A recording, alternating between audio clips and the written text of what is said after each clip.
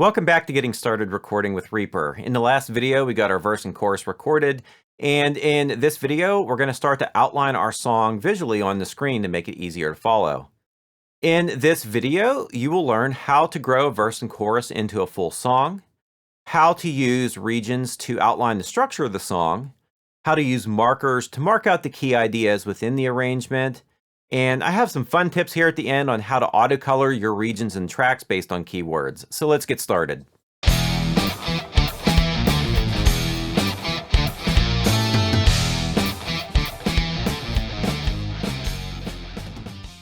We now have a solid verse and chorus of the song, which for most songs makes up the majority of the arrangement. At this point, I'd like to step back, close my eyes, and try to imagine how the whole song might flow. For this song, here's what I hear. An intro of 8 bars, followed by a verse of 8 bars, a second verse, then a chorus, 2 more verses, a chorus, a longer riffing section, then the guitar solo, which then goes back to the verse, and then finally everything drops and we have an outro. Once I have my basic structure down, I like to map out my Reaper file using regions. To do this, I'll highlight the first section and then go to Insert, Region. You can also use the keyboard shortcut Shift-R. Next, I'll give this region a name.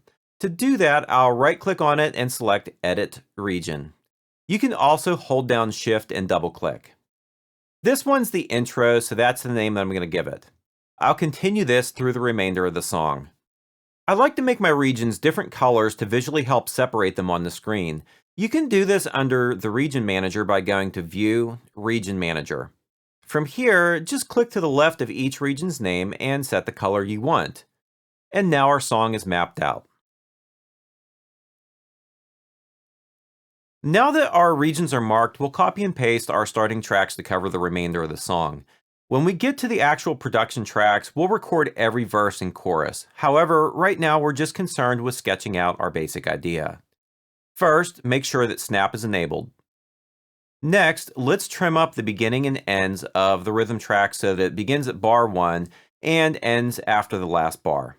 To do this, I'll hover the mouse over the beginning of the clip and then click and drag. We're only going to do this for the scratch tracks so they fit back to back when we paste them.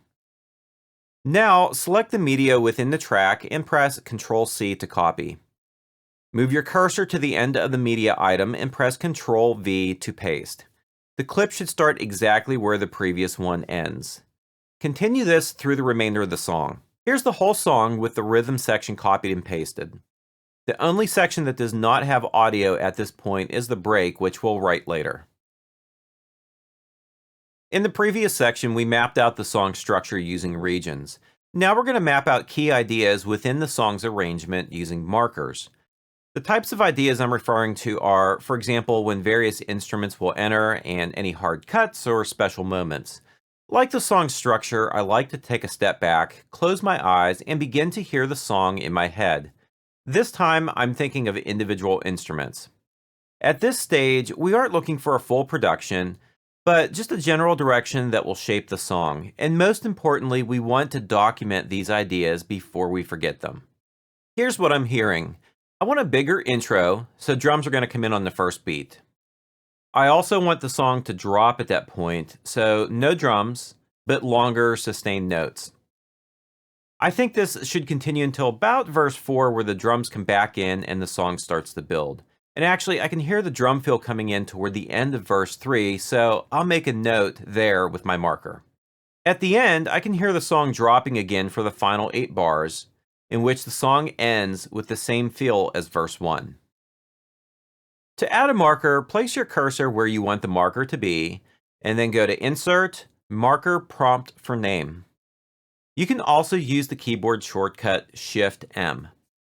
Give the marker a name and move to the next location, and then continue this through the remainder of your project. Before we leave this section, I'd like to share a simple but powerful customization that helps me stay organized with regions and tracks. With Reaper, you can auto-assign regions and track colors based on keywords. To do this, we first need to download a free add-on called SWS Extension. You can get this by going to sws-extension.org.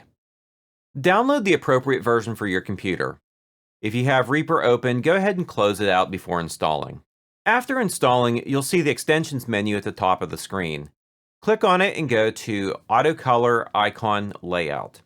Next, click Add Rule on the bottom left of the pop-up box. This will add a new role that we'll customize. By default, it will be assigned to a track-based role, but if you right-click it, you can change it to region. Next, double-click in the filter cell and enter a keyword to represent your region. For example, we could enter intro. Then right-click in the color cell and select Set Color. From here, choose the color you want the region to be auto-colored when the name includes intro. Take a few minutes and create some rules for regions like verse, pre-chorus, chorus, break, solo, outro, and anything else that you think you might use. I also like to create rules for tracks. Not only can you auto-color them, but you can also choose track icons and whether you want the track to be hidden by default in the track and/or mixer control panel. Let's review what we've learned.